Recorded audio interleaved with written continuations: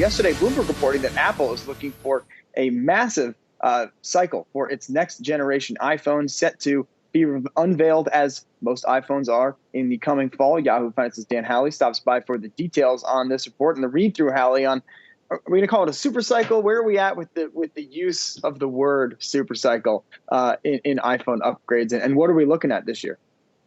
Yeah, if this is going to be better than the last year, then I guess it's a super duper cycle or something along those lines. Last year, Apple had an order of 75 million iPhones. According to this report, they're going to be seeking an order of 90 million iPhones. And really what this appears to be is just kind of the reopening process and more people getting out there. Plus, it'll be the second generation 5G iPhone. So maybe a lot of purchasers were looking at the first generation and thinking, I don't really need 5G. What's the deal with that? Maybe I'll wait for the second generation to make sure all the bugs are worked out. And I think that's what we're seeing here. But it's also worth noting that the last cycle sold incredibly well, the iPhone 12. So it's not as though that was a bummer or anything for Apple, but this seems to be an opportunity for them to even go past that. And that looks like what they're predicting. But as far as the devices themselves, it's going to be slight upgrades. I say that kind of lightly.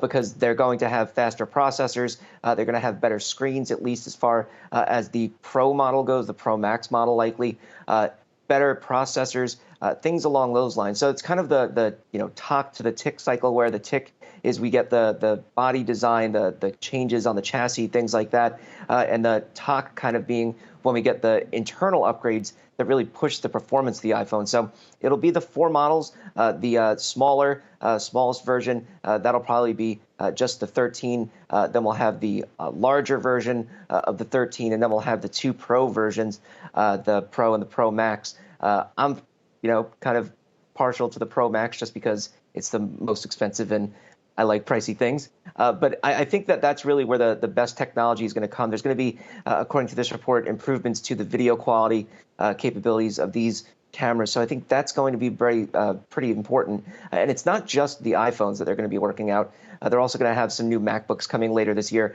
as well as there's been reports for a while as a redesigned iPad mini, which is really, in my opinion, the best iPad out there. It's the smallest one. It doesn't take up a whole lot of space, and it's a lot easier to hold than the other iPads. So I'm really excited to see if they're able to make that screen on that a little bit larger and kind of reduce those big bezels that they have on them on the current models. But yeah, huge upgrades to the amount that Apple is seeking, 90 million versus 75 million for the next generation. And that's just the first run. So we'll see if they increase that later down the line. And how are they going to make all these phones right in the middle of a global chip supply shortage? Yeah, so Apple, the chip supply shortage really hurts companies that are buying less expensive chips. So Apple is really one of the largest chip companies with contracts. And so what they do is they contract with the firms, and the firms that look at Apple say, well, you're looking for a more expensive chip and you're looking for huge orders of it.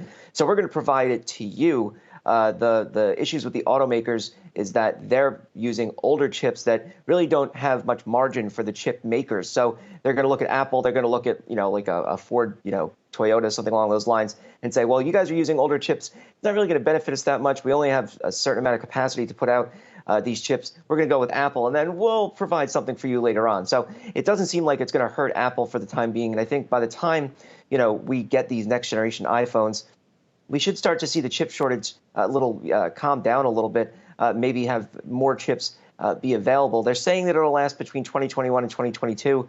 We'll see then. But this is for the obviously the 2021 version. So it could start to be the end of the chip shortage by the time these phones come out.